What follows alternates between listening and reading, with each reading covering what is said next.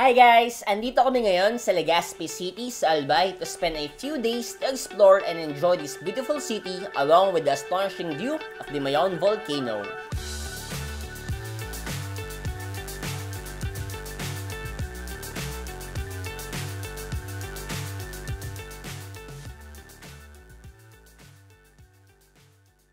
Isa sa mga accommodations namin habang andito kami sa Albay ay ang Your Brother's House Tribal Village, which I will share to you in this video. Nakaka-relax magstay sa YBH. Malaki ang space niya and it's a cabin type of accommodation na may magandang garden sa gitna ng area. Pagpasok nyo, makita nyo agad na malawak din ang parking nila para sa mga guest.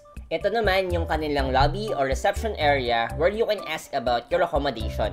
Sa likod naman ng kanilang reception area is their office and campfire area. And if you're wondering if pwede ba dito ang mga pets, the answer is yes.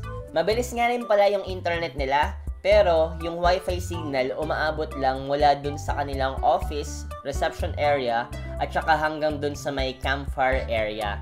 Ang ginawa nilang namin, since hindi kami makapag-work sa kwarto, nag-set up kami ng laptop namin at saka extension dun sa gilid ng office nila kung saan malakas yung net. Ngayon, punta naman tayo dun sa kanilang family rooms kung saan kami nagstay ng una dito. So yung kanilang family rooms, gawa siya sa mga shipping containers ng truck. Ang nakuha naming kwarto is andito sa taas kung saan pagpasok mo ng room, meron kayong dalawang double deck sa magkabilang dulo. Mapapansin nyo na meron pang mga pull-out beds dun sa ilalim ng double decks, kaya meron tayong total of 6 beds sa kwarto na to. Yung bathroom nila, malinis din at may kasama ng shower heater. And sabi ng staff, itong family rooms lang ang may mga heaters. So if in case, very important sa inyo na mainit ang tubig pampaligo, you may want to consider staying in this room. Yun nga lang, di abot ng mobile phone signals dito, pati yung internet nila. Kasi hanggang dun lang sa may campfire area. Ito naman guys, yung balcony mula dun sa room namin, which is nothing special naman other than a living area kapag dito ka nagstay. Pero ang gusto ko naman dito is yung view namin ng Mayon volcano na very clear talaga at saka kitang-kita mo. Ito naman ngayon yung place ng YBH tuwing gabi para makita nyo din na well-lighted talaga siyang place, which is something that I really appreciate. Binubuksan talaga nila lahat ng ilaw para sa mga guests and turn off na lang nila pag lahat ng guests tulog na rin. Next naman naming pinuntahan is yung kanilang restaurant, which is yung Cocina Zebra. They serve breakfast at 6 AM and close at around 10 PM. Well-lighted din naman yung restaurant nila and has a cozy design. Okay siyang tambayan para sa akin for breakfast or lunch, and para sa akin, masarap naman yung food na in-order namin sa kanila. Pagising namin, laking tuwa ko na lang na makita namin yung mount na yun ng ganito ka-clear. Ang ganda ng view niya from YBH talaga pag ganitong clear yung skies, and I would advise na mag-take na kayo ng pictures niyo pag nakita niyo siya ng ganito kasi minsan talagang napapalibutan lang siya ng ulap.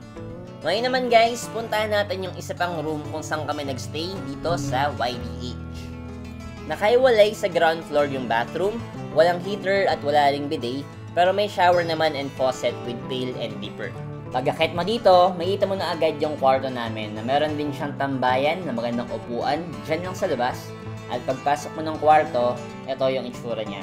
Meron tayong single bed na dalawa, salamin sa kaliwa, at napansin mo rin yung frame na mga kama na pwede nating sampayan. Andun yung upuan at saka yung maliit na mesa. And pag inikot mo yung kwarto, makikita mo ngayon dun sa likuran ng pintuan na andun yung aircon at oro ka na maliit para sa mga gamit. Ngayon naman, ito yung view mo pag lumabas ka nung kwarto. Andyan yung garden, yung pond, and syempre, pag tumingin ka sa yung kaliwa, andun din ulit yung view ng Mayon volcano.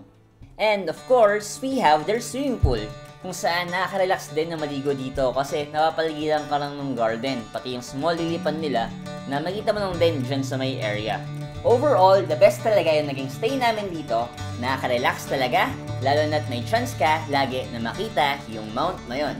So ano pa kinantay nyo? Book na dito!